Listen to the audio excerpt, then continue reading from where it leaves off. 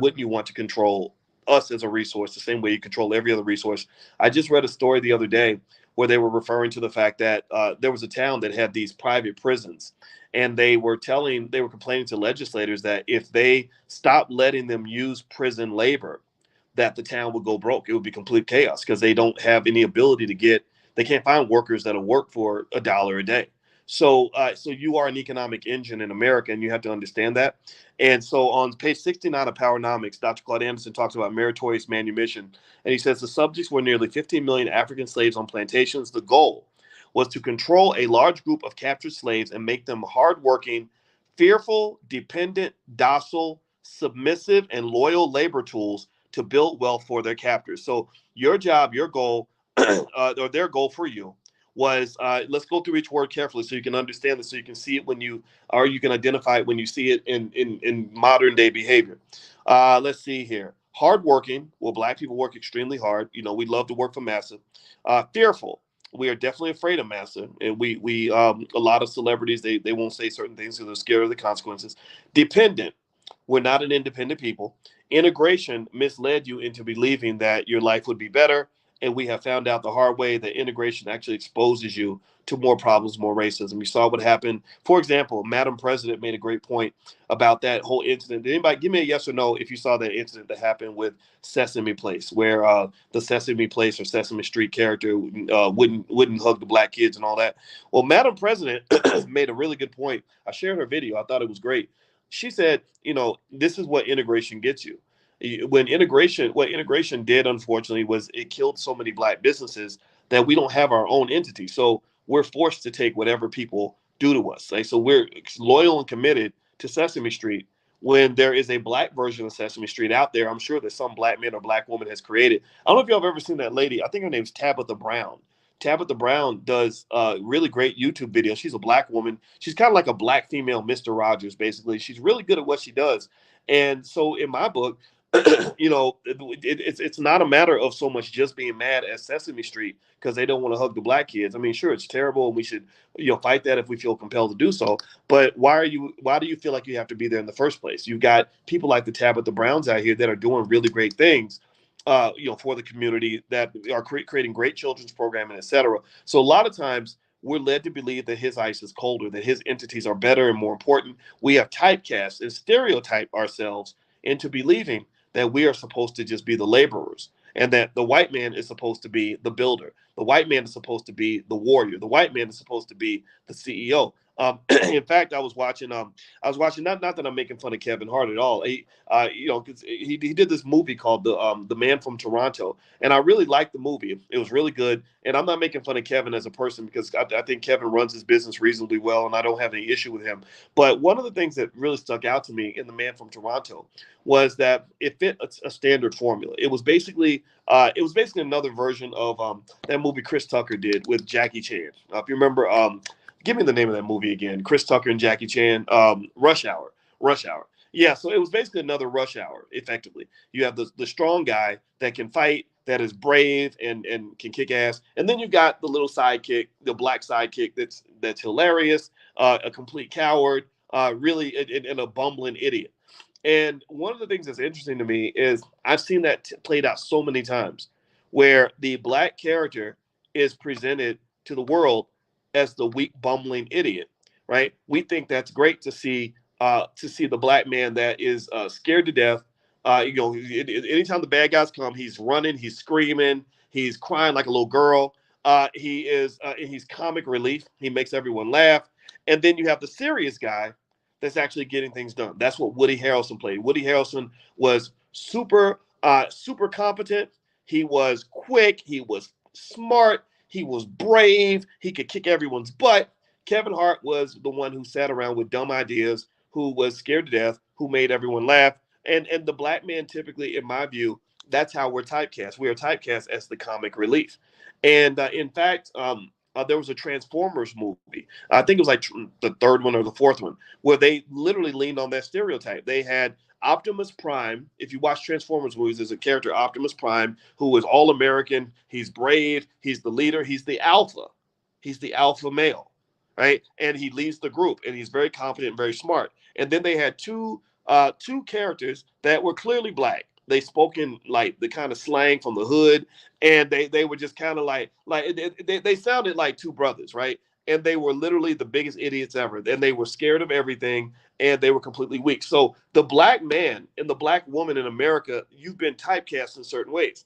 And the thing is that because these people make lots of money to play these roles, you see that as a sign of success. Like you're really almost like a hooker that makes a lot of money. So she feels that is as successful as somebody who makes money without taking her clothes off. But that's not the same. One's a prostitute, one isn't. Right. So ultimately, I just want you to kind of watch out for this because because generally speaking, a lot of public taste and culture is driven by the people that have the money. So if I go and I grab every bumbling idiot of a black man, every black man that's doped up, every black man that's ignorant as hell, every black man that's an embarrassment to the community, and I pay them lots of money, then what I'm doing is I'm setting a template and an example for young children.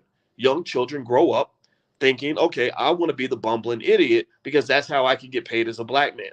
And so this is all connected to slavery. This is all connected to your meritorious manumission, Jimmy or Willie Lynch training. So it says that the goal was to control a large group of captured slaves, make them hardworking, fearful, dependent, docile, submissive, and loyal labor tools to build wealth for their captors. They control you. They get you to work hard.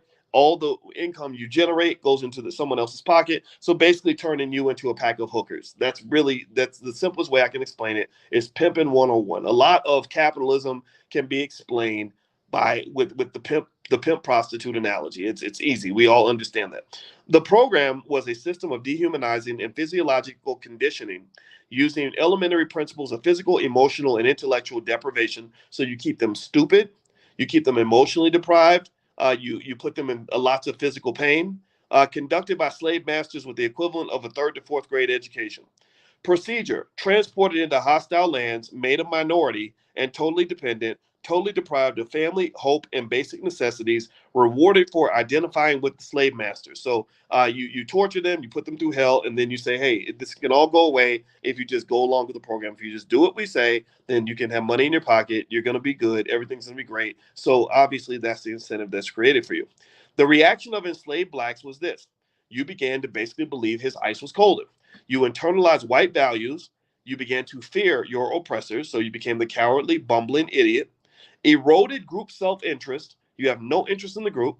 That's why it is very popular amongst some black people to basically say, I don't care about what the community thinks. I'm going to go get my money. Right? There's no community accountability because you've been trained to not care about your community. But a black man who is out saving white children and kissing white babies and loving white people will be fully rewarded. He will be fully celebrated. Society will love him. If you ever want to be on the local news, if there's like a shootout at a mall and white people are under threat, and you're the brave black man who comes and saves, a couple of little white girls, like they will give you awards and trophies and take good care of you, as they should. Those are their children. Why wouldn't they reward you for taking care of their children? But that's the role you see for yourself. You don't see the same sort of incentive structure when it comes to protecting black children, because I can simultaneously tell you about 8 black children that were shot in Chicago last week, and it probably wouldn't even make the local news. So let's keep going. It says the other reaction for blacks is displaying self-hate, abandoning your code of conduct, where we believe anything goes, right? So we see some actor, or actress, or singer, or rapper behaving like a buffoon. There's always people in the chat who are going to say, stop getting in their way. That man's trying to make his money. Stop getting away with that man money, right? Or Lizzo has the right to do whatever she wants, right? And so ultimately, that you let go of your code of conduct. There is no code. There is no standard, right? Let's see. Display self-hate, exhibited difficulty trusting and cooperating with other blacks. That happens a lot. You tend to see a lot of that in a lot of areas. One area that my wife and I were talking about the other day was this TV show Insecure, and there was a guy on Insecure. I don't know how many of you watch Insecure. Give me a yes or no if you watch Insecure on HBO. Issa Rae show. So there was a guy on there named Jay Ellis, who was kind of this sex symbol. Like black women really liked him because he would dated Issa Rae, and he's been on these other shows. And one day Jay pops up, and he's got this wife who's from Serbia, right? And you know what that means, right? Ain't no black people in Serbia. So she's blonde. This blonde lady from Serbia is his wife, and he didn't show her really publicly until the day they got married. And then on the day he puts a picture of their wedding picture up, he blocks all the comments. Now, so he knew that the black women were going to be like, wait a minute, hold up. We feel like we've been given a rope a dope. This is BS. Now, mind you, you can easily make the argument that nobody has a right to tell anybody who they can marry, and we don't know the history of that relationship. They've been dating for many years. Who knows what it is? But there's something symbolic that occurs here in the sense that there are people who feel that black people that we will use other black people to build and create whatever it is we're trying to do, right? Like if I'm trying to create a TV network, I'm going to get black people to watch because black people watch the most TV and they're loyal viewers. And then the minute I get a chance to cross over, and like the Jay Ellis, he got his first big white role, which is in the movie Top Gun. So as soon as I get a chance to cross over, I don't need black people no more. I don't care what they think, right? You can think about other scenarios where I remember when the Oprah Winfrey Network first started, and Oprah couldn't get white people to watch her network. So what they did was they said, let's get with Tyler Perry and create some stuff for black people because black people are a great people to build an audience from. They're great for building a TV network. And so ultimately, what you tend to see is when you're talking about trusting and cooperating with other blacks, I think marriage is also indicative of that. You'll have some men, not all of them, not even the majority, but you have some men, particularly like say in LA and stuff like that. Maybe they'll date black women, they'll be friends with black women, they'll appear on shows with black women. But when it comes time to really commit to something where that requires like tremendous amounts of trust, like say marriage, where this person is going to receive your inheritance, they're going to receive all the wealth that you leave when you die. It's like, oh, I kind of trust Becky. I kind of feel like black people are screwed up. I feel like black women are too much. They're too traumatized. So I'm gonna go get with a white girl because it's easier. And then you see brothers do the exact same thing. You see you see women do the same thing too. And so Meghan Markle goes and marries Prince Harry, and black people are celebrating because they're like, thank God, God bless Meghan. She didn't have to go date a black man. She got to go date a redheaded white boy from the sea whose family made all of its money by raping and pillaging black people. Good for her, right? So ultimately, this lack of trust seems to kind of play out on a consistent basis, and I would encourage you to kind of figure that out. This is one of the things I've always mentioned to you guys that therapy I think is really important because black people are very high on the trauma scale. There's that ACEs test. I keep talking about it forever. It stands for Adverse Childhood Experiences, and it's a test you can take. You look it up. Just look up the ACEs scale, ACES. The ACEs scale will ask you a bunch of questions about things that happened to you when you were a kid. And what will occur probably if you're black like me and you have a life anything like the life I had as a black person, you're going to score super high. And let me just tell you, I think that if you have a score above 4, my score is about 7 or 6 or something like that. If your score is above 4, that means you're kind of messed up. That means you've got some issues you got to work through. You've got some trauma that hasn't been addressed. My wife is an expert on trauma. And one of the things that she brings up on a regular basis is that many of us are taught to just kind of deal with it and get over it and move forward. The problem is that trauma is like this emotional STD that you're carrying with you and you don't even know that it's there, and you're infecting other people because you're re-traumatizing yourself and re-traumatizing others, and it's causing all kinds of havoc in your life. It's causing havoc in your financial life. There is a such thing as financial trauma. If you grew up in a house where you had to fight to get a piece of bologna, or you had to see somebody go out and do something illegal to go get some money, or your daddy left and you had to move into an apartment, a 1-bedroom apartment with your single mama, all these are financial traumas that we have to address that affects how you view money for the rest of your life. Or if you or health, it affects your health. People that have a high score on the ACEs scale, adverse childhood experiences, they die much sooner. They die about 10 to 15 years sooner than people that have a low score. It's going to affect your relationships. Trauma reduces your trust, right? I'm thinking about this. I mean, you think about a traumatized puppy. A traumatized puppy ain't going to trust nobody. He's going to bite everything that comes near him. It's going to be very hard to earn his trust. It's going to be very easy to trigger him and cause him to lose the trust. So if you have a traumatized pit bull that is around your kids, that pit bull might be trained and friendly for a while, but one day if something happens, somebody moves too fast, the dog might get re-triggered and end up biting your baby in the leg, right? So ultimately, many of us go through life like the traumatized pit bull. We say we can trust, like, oh, I can trust as long as you don't mess up. If you mess up, I can't trust you anymore. If you mess up, if you show up late to the first date, oh, I know your type. I know your type. I dealt with your type. My last relationship, I ain't going out with that person no more, right? Because they showed up late.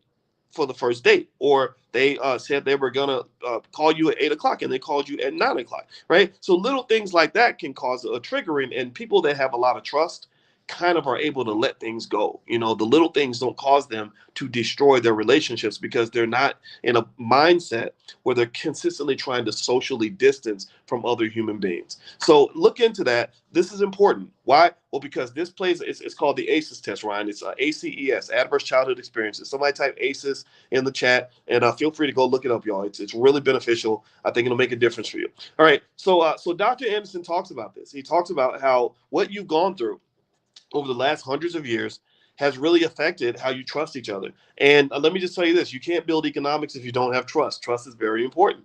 And so he says here that basically you can be brainwashed from life for this. On page 70, which I'm not going to read, he talks about Korean POWs and how they controlled the minds of those POWs and how that fits exactly what they do with black folks. Okay, exactly the same thing. All right, now some of you are asking about the financial flashcards. Yeah, we were out of financial flashcards for a while. We sold out. We do have some in stock. So if you want to get some flashcards for your kids, we have financial flashcards and also entrepreneurship flashcards. You can go to financialflashcards.com. That's financialflashcards.com. Also, if you want to know about the Black Wealth Builder Summit that's happening in the 29th, from the 29th to the 31st with Herb Strather in Detroit, you can go to boycewatkins.com. The information is there. Alicia's speed dating information in Atlanta is also at boycewatkins.com. And then also, if you want to come out to the Philly thing with the NASCAR drivers, then I'm gonna be driving a car. I don't know how to race NASCAR drivers. I don't know how that's going to end. But anyway, if you want to come out for that, that's also on boycewatkins.com. So all that stuff is there.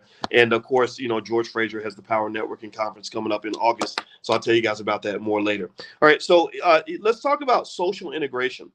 Dr. Anderson does a wonderful job of explaining how social integration was really disintegration.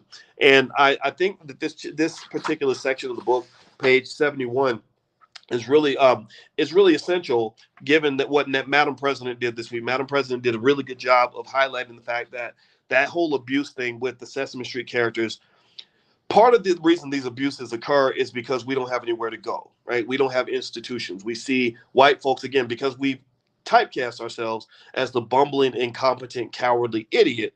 We see the white man as the big, strong, brave leader, the alpha that's going to go out and create the things that we need. He's going to create the corporation. I'm going to show up and get a job, right? And that scene is kind of like the best I can ever do. So social integration is disintegration. That's what Dr. Anderson says. He says, throughout the centuries, social engineering, especially integration, has led blacks to destroy their own group solidarity. Social integration reinforced the practice and destroyed black communities and the sense of community. Increasingly, blacks are viewing social integration in America as a failure. It is a form of tokenism. It has given black Americans limited access to resources and institutions within mainstream society. So limited access to resources. Now, let me give an example in my real life of when integration did not work well for me. Whenever you integrate with a dominant party, you're at risk of getting screwed. You just are. It doesn't matter the situation. White folks had a lot of power. We integrated with them. So you're not really going to have a lot of power in that situation. And they know that. Powerful people know who has the power and who doesn't. So if I make a deal with a mafia boss and we make an agreement that he's going to get 30% of my profits and I go along with that, well, then he might come along and say, well, I think I want 40%. And I could say, well, that's not right because we had an agreement. Well, what am I going to do? What can I do to enforce that agreement? There's nothing. I don't have the guns that he has. I don't have the gangsters that he has. I shouldn't have been doing business with him in the first place because he's going to always keep renegotiating until I have nothing left. So ain't no bigger gangster in the history of this world than white folks in America. I'm not saying all white people are evil. I got white neighbors that are the most wonderful people ever. I'm not. If you're white, don't think I'm talking about you. I'm not talking bad about you. I'm talking about the culture. I'm talking about that Eurocentric culture. Ain't no bigger gangster. Ain't no bigger thugs than what came across the ocean from England, so and Spain and all these other countries. So here's the deal: when you're talking about integration, you got to really sort of look at it in that way. Integration was not just disintegration; it was actually just domination. They dominated you. So I remember. Let me give you an example in my own life where integration did not work well for me. When I was 7, I used to go to church every Sunday. I went to this evangelist church. It was called Evangel, literally, and And they used to have these contests where you would recite or memorize Bible verses, and you would get like prizes if you could recite the Bible verse. So I loved it, right? If you get like a free Hershey bar or a pumpkin pie, stuff like that. I know I don't even read the Bible, but I remember a lot of the books of the New Testament. What Galatians, Ephesians, Philippians, Colossians, and I can't remember the whole thing, but Matthew, Mark, Luke, John, Galatians, Ephesians, Philippians, Colossians. Is that right? I can't. I see. It's gone now, but I had all that stuff memorized. So because I won the contest, they they gave me something that was like a little kid's dream. They had a big old jar of pennies, and they said, because you won, you can put your hand in the jar and grab as many pennies as you could grab. That was a big deal when you're 7, man. I mean, I'm about to get paid up in here, right? So I'm getting ready, stretching my hands, ready to hop in. I had this friend. His name was Warren. So, Warren, if you're listening, I just want to say you can kiss my whole entire ass because I remember what you did to me when I was 7. See, and we all need therapy. So let me tell you what Warren did. Warren said, hey, why don't you let me grab the pennies for you, and then we can split the money. And of course, my little 7-year-old spidey senses, I'm like, I don't know if I trust you with my money like that, right? And but Warren said, no, I'll give you your money, I promise. And my hands are bigger because Warren was like 10, right? That's like a grown up when you're 7, right? So Warren had these big, what I thought were like some big grown man hands at 10 years old.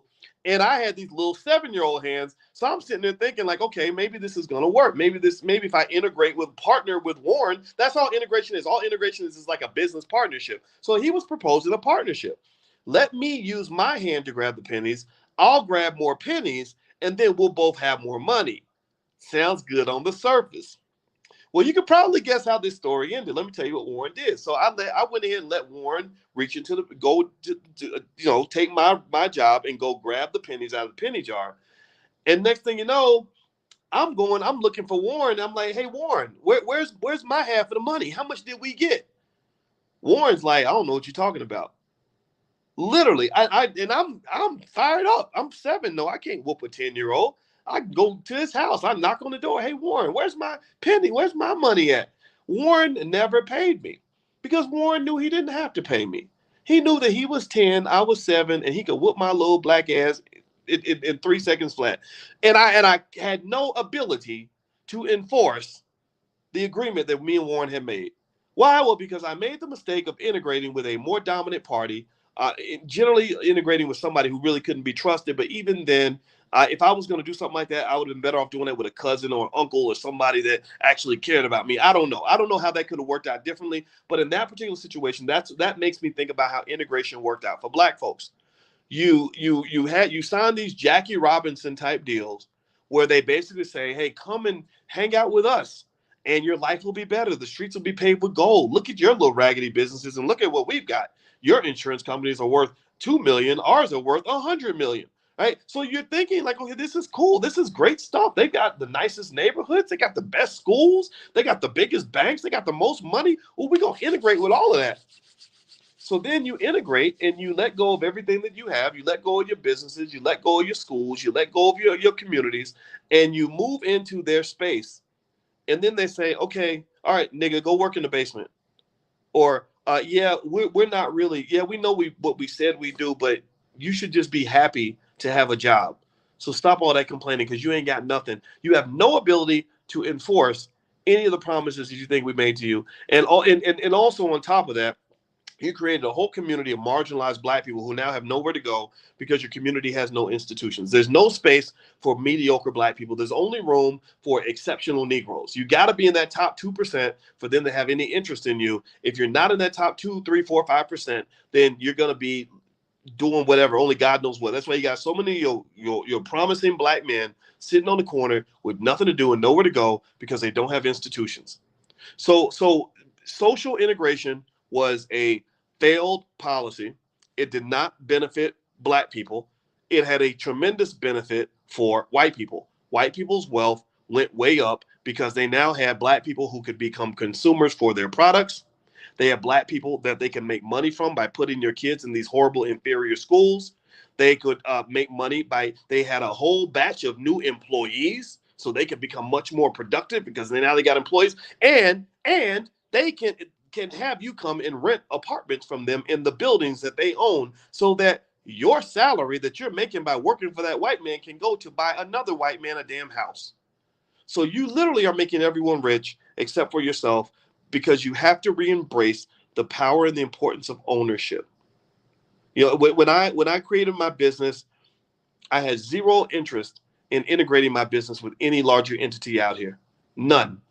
None. I don't care. I've had people with, billion-dollar entities that have approached me and said, "Wow, what you got going on online is really good, Dr. Watkins, and I'd love to find a way that we can partner and I can, do blah blah blah blah." I'm like, "Yeah, but that doesn't work. Sorry, I'm not interested. I'll talk to you. Maybe there's a synergy, but for the most part, it probably won't work, especially if you're trying to own what I have. No, I'd rather just own and control this, and it ain't got to be the biggest and the brightest and the baddest, but it's mine. And we make the rules over here. The buck stops with us. We are at the top of the food chain. You have to have a space, Black people. Just understand what I'm saying here. You must have a space where you are at the top of the food chain. If you're not at the top of the food chain, then you are going to get eaten, especially in a racist capitalist society. Capitalism was not built to be a system built on compassion. It's a system that's built on dog eat dog. And if you don't have any power, it doesn't matter. They'll feed you symbolism all day long. One good example is Starbucks. Starbucks loves to pretend like they're woke. Starbucks loves to talk about the environment and racism and tolerance and LGBT, and they love to pretend to be this super woke, super liberal corporation, until their employees started saying, "Well, why don't you let us form a union?" Oh, then Starbucks started becoming union busters. They started blocking unions. They started saying, "No, no, no, unions are bad." Why? Well, because they don't want to pay their workers more money. Like, no, we were cool when I wasn't giving you any of the resources, but now you're talking about trying to go into the executive suite and take a piece of what we got. Oh, you're gonna have to fight for that. You're gonna have to fight for that. So Black people, we're in the same predicament. So let me keep reading here. It gave so basically, Dr. Anderson says integration has given Black Americans limited access to resources and institutions within mainstream society. It gave with one hand and took back with the other hand. Blacks now own and control less than they did in 1954 before the integration process began. Blacks gave up their own businesses, educational institutions, political leadership, culture, and quasi communities. By comparison, approximately 90% of all the Asians, Arabs, and Hispanics in America immigrated within the last 30 years, following the end of the Black Civil Rights Movement, and have economically surpassed Blacks. Each group owns and controls more income, wealth, and businesses than 99% of Black Americans who have been in America for centuries. The Civil Rights Movement and social integration opened the nation's doors of wealth and power to everyone except Black people. Once the majority society consented to integrate Blacks, whites began a scorched earth policy, intentionally destroying large urban cities and abandoning them and cannibalizing their industries, businesses, and other wealth producing entities. That's how Detroit ended up with all those Black people, and damn near all your cities either owned by an Arab or a Dan Gilbert. That Dan Gilbert is the white guy who owned the Cleveland Browns or Cleveland Cavaliers, who wrote that runaway slave letter to LeBron. Y'all remember that when LeBron tried to go to Miami? He wrote that letter basically saying, "You ungrateful Negro, what's wrong with you?" He literally wrote that letter as if he owned LeBron. And so this guy owns a big chunk of the city of Detroit. And you don't own much of anything. Well, why is that? Well, the question is, what is your culture? You ask children, what is it that you desire most in the world? What is it that you really want to do, you really want to be? I don't know. I want to be a bad bitch like Cardi B, or I want to be a rapper one day, or I want to be a basketball player, or I want to get a good job. You just get these crazy answers, right? Do you have a lot of your children just basically saying in your culture, "Oh, I want to be the largest landowner in the entire city of Detroit. I want to own 100,000 acres of prime real estate," or whatever the case may be? Or do you have your kids saying, "Oh, I want to own as many businesses as possible"? Do you have kids saying, "I want to own assets. I want to own stock. I want to have wealth"? Is that conversation prevalent? Or do you have conversations where kids say, "Oh, I want to get a new iPhone and a pair of Jordans because I'm going to be lit when I go back to school"? Where's your culture? If you're not aiming for the target, then guess what? You're not going to hit the target. You don't become wealthy and powerful by accident. It takes a tremendous amount of intentionality to create wealthy, powerful children. So, what are we intentionally creating? What are they thinking about on a daily basis? What is their greatest passion? What is their goal to be the smartest person they can possibly be, to have the most knowledge they can have? Or is their goal to be able to, uh, you know, hit jump shots and throw a football down the football field or run the 40-yard dash in 4.4 seconds? It all starts in childhood. It all starts in culture. It all starts in what you're talking about around the dinner table as a family. I talk to my kids. I told them the other day, I tell them all the time, you want to own land as soon as possible. You want to own as much as you possibly can get your hands on. You always want to own resources. Me and your mom bought this house because we want to rent it out and we're going to buy another one. And that's what you do. You want to own property. And they're looking at me like I'm weird and crazy. But I'm repetitive. I'm extremely repetitive because I want my voice to be in their brain, even if I'm dead. I want them to hear my voice 20 years from now when they're deciding what to do with their life and how to get in the position they want to be in. Are you doing the same? Please do the same. All right. So sweet great mom says hello from Philly. Hey, what's going on? I'm actually going to be in Philly this weekend. I mentioned to you guys earlier. I'm participating in that Urban Youth Racing School. It's a celebrity racing event. I don't call myself a celebrity. A few people know me, but they're real celebrities. They're like NASCAR drivers and stuff. So if you want to check it out, feel free. If you're in Philadelphia, if you go to boycewatkins.com, the link is on my website. Also, Alicia speed dating event in Atlanta is tomorrow, July 22nd. So if you want to go there, just go to boycewatkins.com. The link there for that is there too. And pretty much everything you want to know about what we have going on. So feel free to go to boycewatkins.com. And also don't forget that tomorrow, if you haven't gotten the link for tomorrow's class on generating income from stock options, make sure you log in. You can log in at drboyceprime.com, drboyceprime.com. Prime stands for Passive Recurring Income Machine. If you log in there, you can actually get the Zoom code. So remember, the Zoom code changes every week. If you haven't gotten your code, go ahead and get it and register. And tomorrow night, we're going to actually dig in and start selling some options. This is a great stock market, by the way. The market is starting to show signs that it may have bottomed. You've seen a ton of money being made this past week. There are many experts who actually think that this could continue. Okay. So I don't want you to miss out on this. I want you to have financial consciousness. I want you to be financially woke. So I want you to pay attention to what's going on there. Now, Nasia says, can book club members get a discount? Yeah, you can get a discount on anything. Actually, if you use the code word Dr. Boyce, Dr. Boyce, you can get 20% off anything in the Black Business School. So Dr. Boyce, Dr. Boyce, all one word. Just when you sign in, just add that code in there and it'll take 20% off anything that you want to sign up for in the Black Business School. All right. So let me keep going here. So, okay. So Dr. Anderson on page 71 of Powernomics, which you can get a copy of powernomics.com. He says, once the majority society consented to integrate blacks, whites began a scorched earth policy destroying large urban cities, etc. Whites frequently complain that blacks are too race conscious. In fact, their inappropriate behavior patterns indicate that they have not been race conscious. When integration destroyed black business communities, black consumers commuted to white suburban malls and started spending about 95% of their annual disposable income outside of their own communities. Black colleges were converted to miniature white colleges. Blacks seeking education, jobs, homes, and leadership were forced to turn to the majority white society. So when you talk about any HBCU that brags about how many black people they put into the labor market and how many jobs their students are getting, they need to pivot a little bit. Stop bragging about how many slaves you created for corporate America. We know you're creating good corporate slaves. We're the hardest working people out here. That's been established. Start bragging about how many millionaire, billionaire CEOs came out of your school, because those are the people that are going to fund your damn school.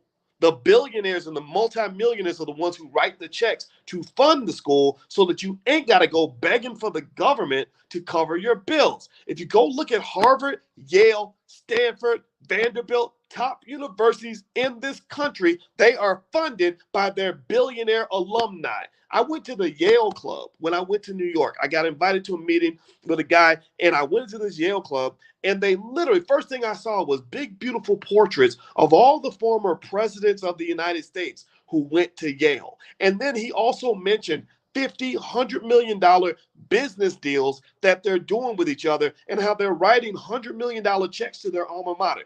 You can't write $100 million check when you got a damn job. Employees can't write $50 million checks. Business owners can. So, how many business owners are you creating? Is this a fundamental aspect of the infrastructure of your institution? If I'm creating Boyce Watkins University tomorrow, which really that's kind of what the Black Business School is, right? So, if I'm creating Boyce Watkins University and your child's going to that school, I'm going to make sure every single child knows how to start a business as a means to their own economic survival. There would not be one person coming through my school who has to go through life in fear of losing a job. If you know how to create a job, then you have no fear of losing a job. It's like if I know how to hunt and fish and cook food, I don't got no fear of the restaurant shutting down. I ain't worried about what happens at the grocery store. I'm not worried about whether this man or that man feeds me because I know I can feed myself. So the fundamental question Black people must ask ourselves at the end of the day is, can you feed yourself? If you go to bed every night having cold sweats and complete fear of what that man's going to do to you, then you know the answer to that question already. But just know that a better answer is out there. You just have to train yourself to want to go look for it. I don't care who you are, where you come from, what your experience is. Freedom is for everybody. Freedom improves the happiness of everybody. Slavery is, I can't imagine anybody who would rather be a slave than rather be free, especially when your slave master is somebody who does not love you. So when I talk to my kids, I'm gonna end on this point, and then I'm gonna let you guys go. I'm about to go spend time with my daughter, and we talk about freedom all the time. By the way, I'm not just talking to you guys about this. This is what I talk to my kids about. So when I talk to my kids about what they're going to do with their life and how, what career they want to have and all that, we don't even talk about jobs. I say jobs are something you do if you absolutely have to and you have no other way to survive. We talk about the creation of capital. I said, if you got a capital base, you ain't got to work for nobody and you're free to do whatever the hell you want. My youngest daughter wants to do hoity-toity stuff. She says, I want to grow up and be a dancer in Paris. And some people were like, well, how can you afford to be a dancer in Paris? Ain't nobody gonna pay you to just go dance in Paris. Ain't nobody gotta pay her to dance in Paris, because if we build a capital base for her where she's able to generate enough income from her investments to live off of, then she can go to Paris and be a dancer, and she's not gonna trip out because she can't pay the rent. Do you understand? So the reality is that I really want you to think outside of that box. I want you to grow mentally. All of us are already in that path. I want to encourage you to keep doing that. I want you to sort of understand just the difference between what it looks like when you are the boss of your life versus when somebody else is the boss of your life. So your goal is not to find the best boss you can find. The goal is to kill the boss and become the boss yourself. And if you collaborate with others, I work all the time with other people on projects where sometimes they're the boss, sometimes I'm the boss. So I don't mind them leading the project. I can follow as well as I can lead. But believe me, there's not a single business deal I'm involved with right now where I'm not in a position where I could say, I'm done, I'm out, I'll see you later. There's not one single thing I'm involved with that I cannot walk away from. So I want you to be in a position like that. I want you to aim for that for yourself. And then I really want you to prepare that for your children, because that's going to give them that freedom that they talk about. Everybody always talk about freedom. You get freedom because you got civil rights. Man, to hell with that. Ain't no civil rights ever been made that really gives you no freedom. It might keep you out of jail. It might allow you to do a little bit of this and a little bit of that. But if you have no resources in America, you really don't have any freedom.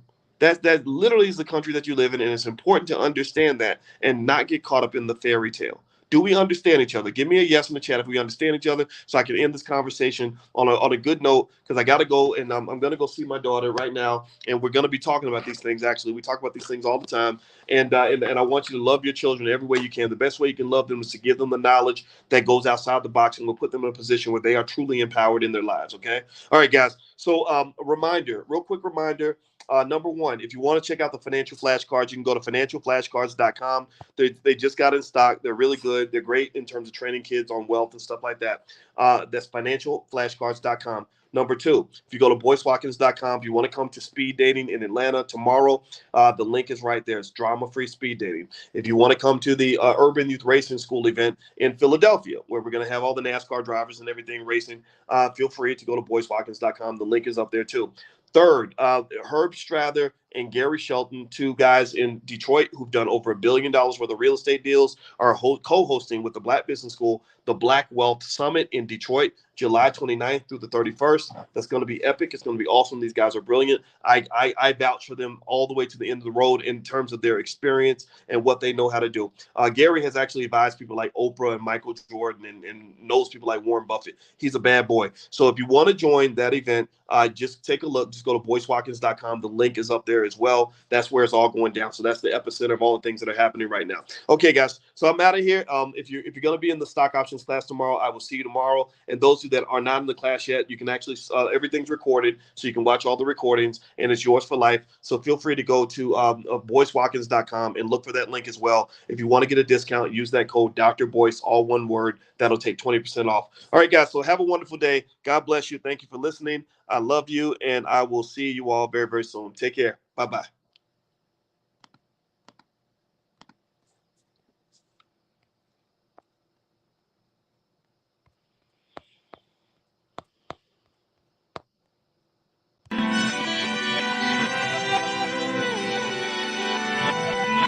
Here we are, clan the isms, cataclysm, great. Our people out here struggling, trying to make it in this state. Everybody out here doing it, but we the ones who late. Now family, we the ones who gotta delegate. Get that money in the power, never be fake.